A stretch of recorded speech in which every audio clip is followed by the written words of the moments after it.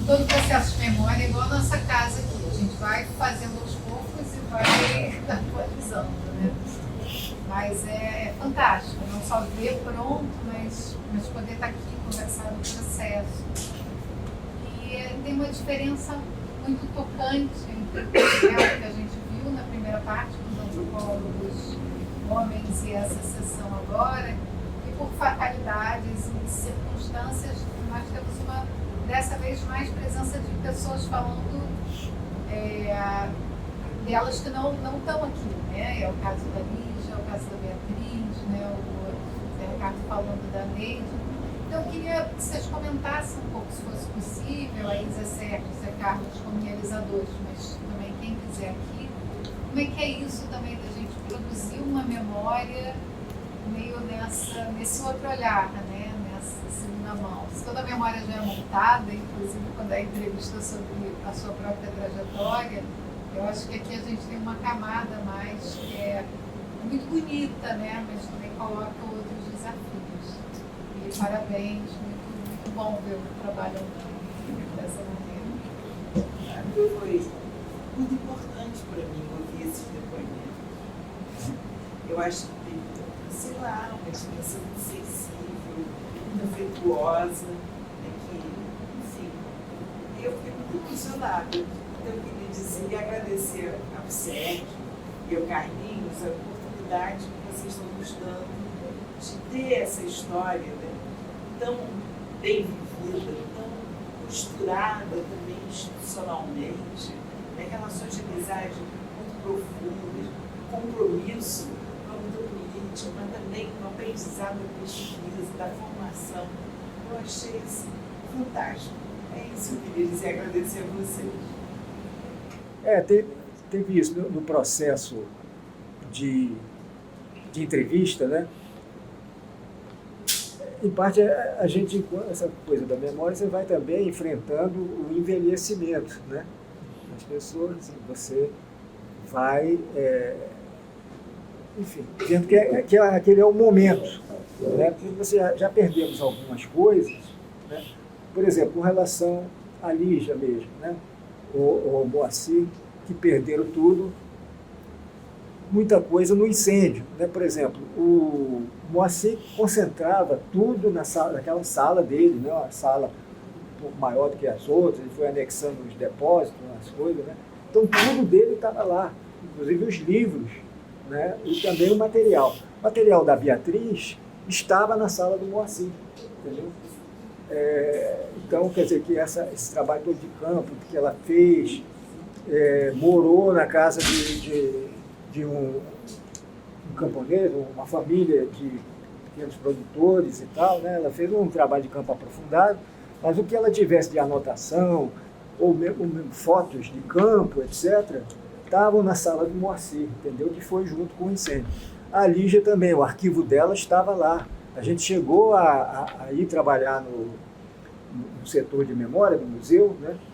E fotografamos algumas coisas. Outros pesquisadores que vieram de Brasília fotografaram algumas coisas do acervo da Lígia e ela nos passou. Então a gente vai recolhendo uma amostra assim, de coisas, né?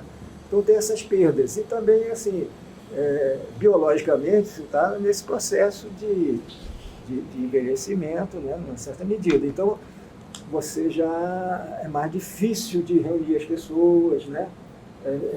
Bom, no caso feminino tem isso, tem assim, umas mortes mais anteriores. Então, a gente tinha que construir, daí essa diferença de apresentação, né? As primeiras que ficaram prontas, depois as outras, porque a gente sabia que nesse caso, a gente contou com os filhos, né? Com a Inês, que pontua ali a entrevista, o episódio da Beatriz, os filhos da Lígia também, né? Que deram depoimentos. Então, são depoimentos de filhos, de vivência dos filhos, que são importantes, né? Muito importante, dá um toque, assim, um ponto de vista diferente. E a gente tem um material, afinal de contas, das pessoas para apresentar, para pontuar, né? Depoimento também dos colegas, né? Que é legal também, não é só a pessoa é uma ilusão biográfica mais coletiva. Exato. Ilusão biográfica coletiva. Não é só a pessoa que está sentindo ali a sua trajetória, mas outros testemunhos. Né? Também é pouco tempo, talvez, para explorar os conflitos. Talvez, né? Não, claro. Os conflitos, quer dizer, tem esses conflitos institucional mesmo, do IFIX com o museu, né, que teve no início dos anos 90, naquele tempo, no tempo que aqui tinha uma geração mais nova, estava constituindo a revista Mana, né, então eram outros recursos, assim, né, por aí, nesse tempo, paralelamente, teve esse conflito institucional IFIX-museu, né, e tinha, enfim, alguns foram mais a contracorrente da própria instituição, entendeu? Como enfim, né? Pessoas que tinham um pé também, acompanhavam as coisas que estavam acontecendo no IFIX, não dava para dar tiro no pé dos dois pés, entendeu? Então, Mas que era casado com a mulher do IFIX. Pois é. Não, o Moacir, que não era casado com a mulher do IFIX, ele também saiu da correnteza ali, né? Porque institucionalmente você vai levando, aí leva a sua indignação, os colegas que estão fazendo um negócio que vai atrapalhar, vai ser o fim do museu. Não sabia do incêndio posterior, né? Então, assim, tem conflitos, né? Mas ao mesmo tempo você vai, constrói e tal, né? E o negócio não é gente da instituição aqui, dali, é uma coisa mais complicada, né? Você não pode, você está dando um tiro na sua herança, na sua continuidade, não dá para fazer isso. Enfim, mas isso é também a realidade do mundo acadêmico, também não vai botar nesse meia hora, 40 minutos, e pode até ser um objetivo de uma outra série, né? Os conflitos e tal, pode ser, né? Isso eu posso conseguir falar, da emoção. Conheci uma dessas pessoas que me deixam desse jeito. Não sou antropólogo. Conheci sendo operário e queria chamar a atenção para uma questão que você falou da coisa. Eu queria dizer o seguinte: não tem como trabalhar, e as pessoas que estão em cena, pelo que eu conheci, desse isso, o que me marca fundamental é o rigor. Em relação a Beatriz, em um momento de proximidade, alguém disse para mim assim: olha, essa figura, quando se agrada de alguma coisa, põe a mão no céu, por causa do rigor. Tá? Muita gente acha isso complicado. O que acontece é o seguinte: quando você tem esse rigor que marca toda a arte, essas principais, Neide, Rosilene, Beatriz, Regina, Moacir, vocês todos, óbvio que a contradição se especifica. É contradição. Só que vocês trabalharam, me parece, trabalharam isso de forma positiva e deixando para nós um espaço extraordinário para eu, que nunca fiz antropologia, né? Fui operário por 16 anos, depois comecei, como primeiro era estudante, vai aparecendo todas as coisas, né? E larguei porque eu queria me encontrar, porque queria operário, e como operário conheci o museu, vinha para o museu para conversar com os alunos que estavam fazendo mestrado. Então, assim, eu conheci esse rigor, tá? Eu acho que não é o conflito, é a contradição que se coloca na busca exatamente por alcançar alguma coisa que seja útil, e nós todos contamos com esse trabalho de vocês. Nós, trabalhadores, e outros, eu na minha assessoria, e no final, por conta da dona Beatriz, eu fiquei achando assim: eu fiz etnografia lá em 1970, até, sei lá, até 85 e tal, sem nunca ter ouvido falar de etnografia, só depois. no contato com o museu. Porque eu fui para a fábrica para saber o que era trabalho fabril, o que era formar, sentir-se pertencendo e parte de um coletivo operário. Eu só vim conectar essas coisas com contato com vocês. Então, eu queria dar esse depoimento porque o valor disso é muito maior. E da outra vez eu falei, isso pode ganhar uma dimensão muito maior se todas as outras áreas do conhecimento aprenderem com vocês de que toda atividade de trabalho científico, pesquisa, é o fazer daqueles que se dedicam ao trabalho acadêmico. E aí, nesse sentido, se iguala a nós, que consideramos que nós só fazemos fazer, e não refletimos, e não produzimos também intelectualmente, e até não usamos, por exemplo, no caso do GES, no 29 do GES, a coisa do uso da técnica, a coisa dos métodos quantitativos é a nossa proteção. O GES é de 1955, funciona até hoje, nunca teve problema, porque nós escapávamos pela técnica. A técnica não é política, e isso os babacas de lá engoliram, entendeu? E nós sobrevivemos. Vocês faziam isso para fazer pesquisa. Então, essa riqueza, obviamente, traz contradições, traz conflitos. E vai mais sério ainda, vai ser quando fazer política possa ser, quando utilizarmos para fazer política, usar os instrumentos do conhecimento, traz, eu acho que é isso. Deixa eu ver. Ótimo. Obrigado. Deixa eu falar, posso falar uma coisa? Se voltar à questão da Adriana, né, quer dizer, eu queria dar um depoimento pessoal sobre isso que você falou, quer dizer, esse tipo de dificuldades, né, que sempre surge na hora que você vai fazer uma memória de alguém, ou enfim, a história de alguém. E nesse caso específico, por exemplo, eu tenho uma prática já de muito tempo de, fazer memória de movimentos sociais. Tem um livro que eu organizei com a Neide sobre os assessores, que é um conjunto de entrevistas, exatamente essa ideia da própria pessoa falar sobre o seu trabalho, interpretar o seu trabalho, em geral pessoas que já têm condição de fazer um retrospecto de como é que foi a sua trajetória, e ao mesmo tempo as pessoas puderam escolher, né, que partes ressaltar. No caso específico desse, eu falei sobre a Neide, né? No caso específico, uma coisa relativamente nova para mim, porque e eu fiquei na dúvida se devia aceitar ou não. Primeiro porque ela está viva, né? Quer dizer, eu estou fazendo uma seleção, né, da história dela, da trajetória, com ela viva ainda. Então, essa questão do envelhecimento que o Sérgio está falando é uma questão que também se coloca para nós na hora da gente construir a memória, né? Porque é uma situação inusitada, que é falar sobre uma pessoa que ainda está viva como se ela estivesse morta, né?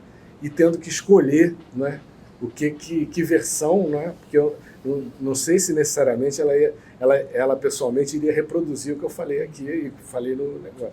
Então isso é uma coisa, na minha experiência pessoal nesse caso, foi muito curiosa e me traz uma série de dúvidas com relação a essa constituição de memória, né? Enfim, é isso. Eu vou contar algumas questões para a Adriana. É o seguinte, que recurso nós temos para registrar essa história? Porque nós temos, sabe, entendendo? É assim. Antes de eu chegar aqui, eu passei quase 30 anos da minha vida nas trincheiras de lutas populares na Amazônia. Eu me converti a sociólogo aos 45 anos do segundo tempo, quando eu fui ao PPCIS, quando eu mudei para o Rio de Janeiro em 2007, 23 de dezembro de 2007, e fui para o PPCIS em março de 2008. Aí começou uma outra vida, até então minha vida era outra. Eu estava brincando ali com o Edmundo, que eu venho do tempo do reco-reco, do vazado, do estêncil. Tá? Então, nessa história da luta que o Jardel fala, uma certa sistematicidade, um certo silenciamento de que muitas vezes esse movimento não conta a sua história, não conta as suas lutas, não conta os seus avanços. vai ver no campo, na cidade e tal, tal. Eu acho que a atividade acadêmica ela nos permite isso. Então, nós fomos silenciados por 20 anos de ditadura, né? Então, as trajetórias aqui contadas, ela não tem só ganhos, tem morte, tem peso, tem tortura, o assassinato do irmão da Regina, o Lauri, a fuga da família da Beatriz, a tortura que o Alfredo Wagner sofreu 2 anos nos planos da ditadura, e a família Zé Sérgio que se exilou. Então, acho que, digamos, eu não me coloco essa pergunta. Você colocou, entendeu? Eu me coloco, o registro é necessário e nós temos que fazer, porque senão nós vamos perder aquilo que tem agora. Tá? Então, nós já estamos falando com alguns que já não podem mais dar seu depoimento. Então, nós temos que recorrer, esse é o recurso. Então, não é que eu veja assim, eu leio de outro jeito, Zé, o que você fez. Eu acho que é um ato de reconhecimento da trajetória da sua companheira e da pessoa que você trabalhou. E você pode, que bom que pode, né, contar através de outra forma. Essa não vai aparecer na história, não vai estar registrado. Então, acho que nós temos como cientista social, um papel muito grande. A história sempre foi contada pelos setores dominantes. E nós estamos contando uma outra história a partir da trajetória de pesquisador, a partir das lutas sociais no Brasil. Então, é um importante registro.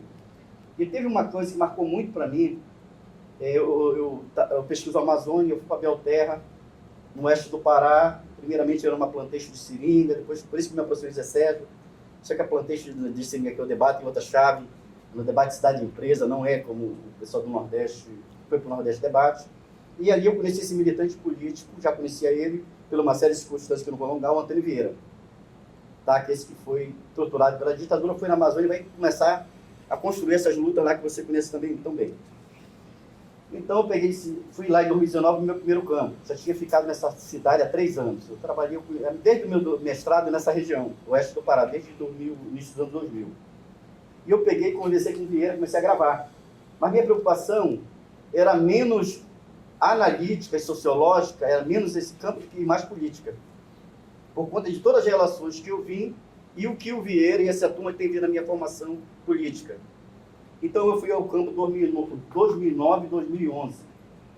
E eu disse, Vieira, eu comecei a gravar entrevista, gravei 5 horas de entrevista. Entre entrevistas, nas pedaladas pelos canais, pelas travessagens lá da plantation, né, que deixou lá suas marcas no tempo. E eu ia lá, fazia, gravei toda essa entrevista dele. Eu digo, Vieira, eu vou lá. E na próxima vez que eu vier aqui, vamos filmar isso aí, vamos.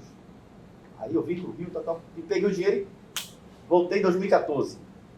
Quando eu chego lá para entrevistar o Vieira, e vamos filmar, vamos. O Vieira estava demente. Tá? Então, as últimas filmagens, as últimas gravações dele, fui eu que fiz. Isso ajudou na gravação que eu fiz, quando ele foi indenizado por torturado da ditadura, que a gente pôde recompor todo o material, o acervo, juntando com outros pesquisadores, outros companheiros dele de luta no Brasil, para ver o processo de reparação dele. Então, acho que é um pouco... A gente vai contando como é nas condições objetivas. Neide não pode contar, você conta. Beatriz não pode contar, mas Zé Sérgio, João Pacheco de Oliveira,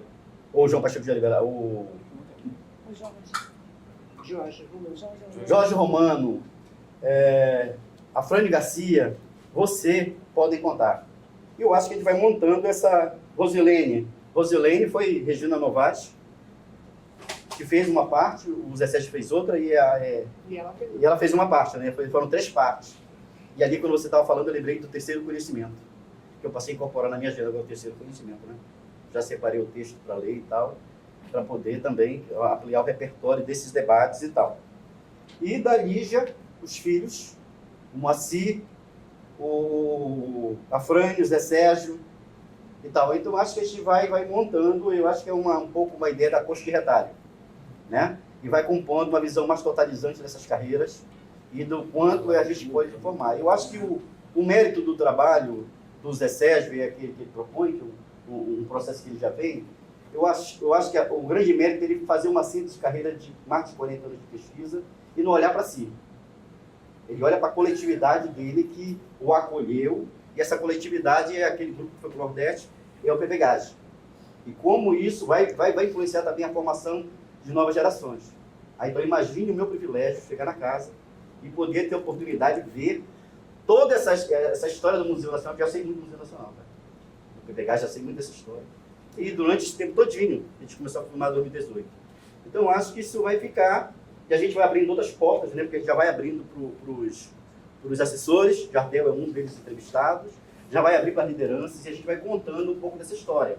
Esse ano também nós temos 2 coleções novas no acervo, que é a coleção do Zé Sérgio Leite Lopes, que é aquilo que salvou do ensejo do Museu Nacional, e da Lígia Segala traz sua coleção, que a gente carinhosa chama de coleção Rocinha, né? Que é um trabalho que aí eu vou fechar aqui a minha fala, que eu não vou falar, falar aqui de 3 coisas básicas.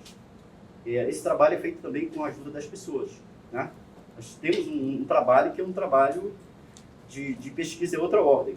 Então, eu poderia falar de um argentino muito especial no nosso diálogo, que é o Agostinho Camerá. O Agostinho Camerá chegou no Brasil balançando as coisas no sinal, sabe? Aquelas coisas que faz no sinal, um artista. Então, ele filma, faz site, toca, compõe, e vocês quando verem as trilhas do Memória Camponesa, foi ele que fez. O final da Bela Tchau, da Beatriz Herédia, foi ele que fez também. Maravilhoso. Né? Ficou um negócio muito legal. Então, o Agostinho, que é o nosso, que faz as filmagens, que edita o nosso documentário, o Eduardo Donato, que é da Paraíba, também já trabalhou conosco com a pesquisa, que é lá da EPT, e fazer uma referência aqui à nossa equipe memória, que hoje está reduzida, que a Maristela está aqui, Maristela Santiago, a nossa arquivista, o Felipe Maza, que trabalha com os acervos digitais, e a Ana, que passa as descrições, que monta toda a parte mais descritiva dos acervos. E nós fizemos um levantamento, na primeira parte do lançamento do imóvel, passaram nessas discussões que ajudaram a construir mais de 170 pesquisadores e pesquisadoras, sem contar a pesquisa do Marcelo Palmeira, né, que é também a Memória Camponesa, tem um grande número de pesquisadores, do qual você tem envolvido, e vários aqui, Edmundo também e tal. Então, para a gente ver que parece que é um trabalho isolado que fazemos, parece que é um trabalho sozinho, mas esse fio condutor, ele vai se alinhavando, e vem se alinhavando através da história, da memória. Aqui não tem os esquecidos da memória e da escrita, né? Do Joltar, né? Aqui tem aqueles que, de fato, construíram uma história e estão sendo registrados. E essa é uma porta de entrada que eu acho que o elemento central, eu vi que o PPC está fazendo, é incentivar os institutos e as universidades a registrarem as suas carreiras, para ficar também com posteridade, a fazerem seus acervos, que tem muito acervo aí, que está guardado, que não está sendo público, e as novas gerações, eu acho que ainda dá tempo para aprender com aqueles que foram lá os fundantes de uma parte da antropologia do Brasil. Eu acho que é isso. Só um esclarecimento, no momento algum eu estava botando em questão. Não, eu entendi. Um valor incrível. Não. É porque é um enorme desafio. Eu não pensei nisso. O Ricardo falou. Não pensei nisso. Põe um desafio, uma camada a mais de desafio. Claro. Não pensei nisso. Pode ter certeza. Obrigado. Tá? Não pensei nisso. Felizmente está surgindo, né? Eu vi a respeito do Charles Peçanha, né? Tem um depoimento muito... O IESP faz também, né? Depoimentos e tal, que são importantes, né? Eu vi o do Charles Peçanha, eu acho que tem outros, o Dendê, tem muitos outros, né? Enfim, tem esse trabalho todo. Tem aquele trabalho hiperprofissional também do CPDOC, muita gente deu depoimento, né? O próprio João Pacheco, o Alfredo me ligou lá de Manaus, será que eu dou esse depoimento para essa instituição? Ele disse assim, o João deu. O João deu. Meu pai também, quer dizer, fizeram uma entrevista com ele no exílio, até um colega nosso contemporâneo da PUC, que se chamava Tjerk Franklin, e que foi lá em Estrasburgo e fez uma longa entrevista. Era no contexto de uma pesquisa do Simon Schwarzman, sobre a ciência e tal. Então, isso ficou no CPDOC. Agora abriram um arquivão lá com as coisas do meu pai, né? Que nós cedemos para o CPDOC, sim, porque era uma alternativa ali, tentamos outras vias e tal, mas antes de 2013, foi em 2011. Depois o CPDOC teve umas complicações, não sei se até daria para lá, mas está lá, entendeu? Então, tem arquivos aí que são importantes, você vai tratando. O próprio Moacir deu um grande depoimento ao CPDOC que nos ajudou bastante na reconstituição da trajetória do Moacir. Então, tem material para fazer. Talvez depois fique essa profusão, né, porque muitas instituições, inclusive de trabalhadores, lá, por exemplo, o IEP, né, que fizemos parceria também de pesquisa, mais de pesquisas militantes, assim, de memória dos metalúrgicos, né, etc., e que estão também botando depoimentos dos seus militantes antigos ou os sobreviventes, etc., né? Então é muita coisa para dar conta, né? Mas tem. Falar uma coisinha rápida.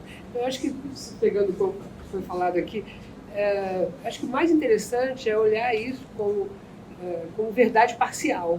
Uhum. Eu acho que a nossa profissão é essa. Seja que na primeira pessoa, seja na terceira pessoa, seja... Porque quando a gente termina de dar uma entrevista como você fez comigo, eu fiquei, meu Deus, eu esqueci daquilo. Eu falei, Carlinhos, eu esqueci de tal coisa. Ele falou assim, nós não fazemos segunda entrevista. Retificação. Ele falou desse jeitinho. Já estava pronto. Olha, ele falou bem assim, foi tão engraçado que ele falou assim. Dá para Ele retificar. falou assim, o projeto não prevê nova entrevista. Ela respondeu assim, porque, claro que quando você começa a mexer, você fala uma coisa, seu caminho esquece outra, entendeu? Então, de fato, tudo é parcial. Isso que é interessante, entendeu? Acho que é isso, e nós sabemos disso profissionalmente, como é que a gente vai olhar para isso. Então, por exemplo, essa discussão de hoje não teria havido se não fosse o que vocês fizeram. Então, acho que também tem uma coisa muito importante aí, que é essa coisa de você apresentar uma coisa parcial, fazer aposta e risco nisso e provocar reflexão. Eu acho que isso é maravilhoso, entendeu? É muito bom. Todo mundo que bota um trabalho no público, ele tá sujeito a alguém dizer não foi bem assim, né? Ou então isso aí esqueceu tal coisa. Isso faz parte. Até por isso, eu só queria terminar essa coisa do conflito que eu trouxe. Eu acho que não é o caso, porque não é uma coisa temática sobre conflitos e tal. Agora, se isso aqui ajudar o debate sobre esse grupo, que a gente gosta tanto, que a gente tem tanta afetividade, não for uma questão de idealização do passado, lembrando nossa Lígia Sigot, né? E for uma coisa que ajude a pensar os conflitos de hoje, que está cumprindo mais uma função. Né? Isso que eu acho importante, porque tem uma geração... De uma jovem antropóloga falou para mim, eu não estou aguentando mais essa discussão, esse negócio, estava falando sobre racismo e tal. Isso são os conflitos do seu tempo. Se isso for discutido, isso será... Você tem uma perspectiva menos imediatista e mais histórica, isso será colocado também. Então, cada momento tem os seus conflitos. E isso vai aparecer na discussão, vai aparecer na observação, vai aparecer no contraponto.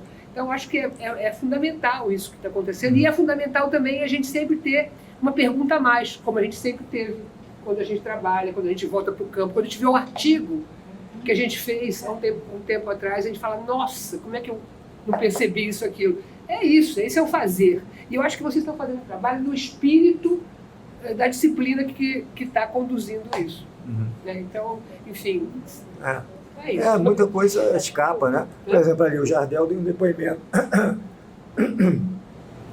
que a gente no resumo aqui a gente não coloca, né? Porque são tanta coisa, tantos cruzamentos, né? Mas assim, eu encontrei o Jardel e muitos de nós que estavam nesses movimentos de assessoria popular, etc., né? Em plena greve de 79 nos metalúrgicos, né? E aí a gente encontra lá o Jardel, que veio lá da UF, que está há tantos anos na periferia dos subúrbios do Rio e trabalhando em estaleiros, etc., né? Começou ali uma conversa, uma relação, que depois foi perdurando por tempo, né? Depois o Jardel teve a crise da indústria naval, foi para o DIES, né? Teve um concurso para o DIES, que é outra coisa assim que surgiu casualmente, né? Aquela coisa mesmo do Zé Albertino Rodrigues, que era um pesquisador ali da USP, assim, meio... O núcleo central era aquele do Florestan, daqueles herdeiros, né? E ele ficou meio de lado, mas por questões até de emprego, desemprego, de relação com catedrático, etc., ele pegou um emprego do Diese, que estava surgindo dos bancários e de outras categorias de São Paulo, né? E deu um toque assim, acadêmico, né? Dizendo assim, aqui é técnica e tal, até para sobreviver das tendências dentro do movimento sindical mesmo, né? Ele próprio teve que sair em 63, porque a briga política é muito grande, e conseguiu voltar em 65, né? Ficou ainda um tempinho para construir aquele negócio.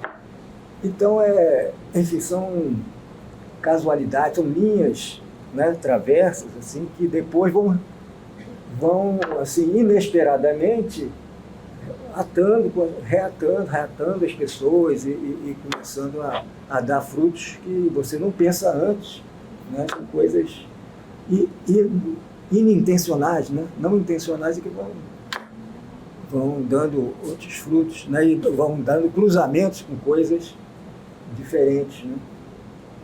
Outras maneiras de viver, outras experiências, né? Mas, enfim, isso, o PPGás agora está cheio disso, né? É só, quer dizer, enfim, tem que sobreviver aos conflitos que houve também aqui, né? Vamos dizer assim, a Regina pulou de orientação, assim, sem saber do que aonde estava se mexendo, não estava mexendo. E deu certo. Eu pedi muitas desculpas para o Gilberto depois, quando eu entendi que a lógica era outra. Mas a gente ficou muito amigo. Deu certo, depois a coisa, enfim. Né? Os detalhes vocês pegam lá no filme, tá? Que detalhe é a história bem mais longa, bem mais complexa. Exato. Enfim, então é isso. Está cheio de conflitos que vão se reproduzindo em outros formatos, né? Outras formas. Enfim, não é fácil, não, mas talvez o depoimento do Alfredo, que a gente está trabalhando, né, o Alfredo possa transitar entre essa situação de pesquisa e os grupos identitários, ou assim, de mulheres, né, os catadores de coco, babaçu, etc. Vários grupos que ele teve contato e que não era só o universal trabalhador rural, né? Era a complexidade de muita coisa. Muitos grupos, né, que estavam surgindo ali, que às vezes reforçavam o movimento camponês, que era aquela coisa única e tal, e às vezes surgia outras lutas, né? Também talvez outros conflitos internos também, né? Sei lá, divagações do meio-dia. Então, Sérgio, eu queria parabenizar esse trabalho fantástico de vocês. Com a Patrícia, eu também fiquei muito emocionada, né, porque a gente estava conversando aqui, entramos em 77. Né? Então, o que foi entrar para o Museu Nacional e ter o projetão, né, ter vocês como a minha referência. Né? Então, o que a gente foi buscando, como é que a gente foi lendo aquilo para chegar mais perto, para entender aquele trabalho de campo fabuloso, um trabalho de campo com os orientadores. Né? Então, isso teve um impacto, eu acho, né, na minha geração de PPGás, né, imenso. Né? A sensibilidade da Neide, né, de problematizar com aquela doçura investigativa, né, viva, né, de indicando caminhos, a Marie France, toda essa, o Afrânio, todos, Beatriz, foram também alimentando e construindo o material de referência na nossa formação de uma forma muito imediata, né? E você, evidentemente, né, como meu eterno orientador, mas como foi importante, eu quero assinalar isso, quer dizer, se você fala, né, do hoje, as respostas para hoje, quer dizer, como é que nessas múltiplas passagens, por dentro de outras tramas, né, de poder, de disputa interna no programa, né, era uma pesquisa, um exemplo de pesquisa, né, um exemplo de formação em antropologia. Então, viver isso através do depoimento foi muito forte. Obrigada. Fiquei me lembrando, tempo que eu estou falando, né? Aqui também de que é outra coisa da rede, que me marcou, não é só a rede do trabalho, é a rede afetiva, a rede das famílias, entende? como é fazer pesquisa, que hoje eu acho que seria inimaginável, né? Eu acho que as disputas vão além, né? Então eu acho que tem uma coisa muito bonita em termos das tramas que foram colocadas, né? Então, como é que é possível, né? Acho que uma coisa que a gente comentou assim, vai para campo e a gente ficava junto, né?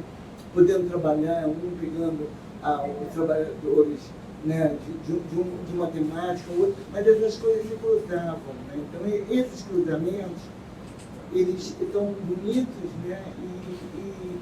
E são um exemplo, né? Porque não fica uma coisa de trajetória sozinha. Então, quando você faz o trabalho da trajetória, você está falando da sua construção, né? E aí não, você está falando das conexões que são possíveis, né?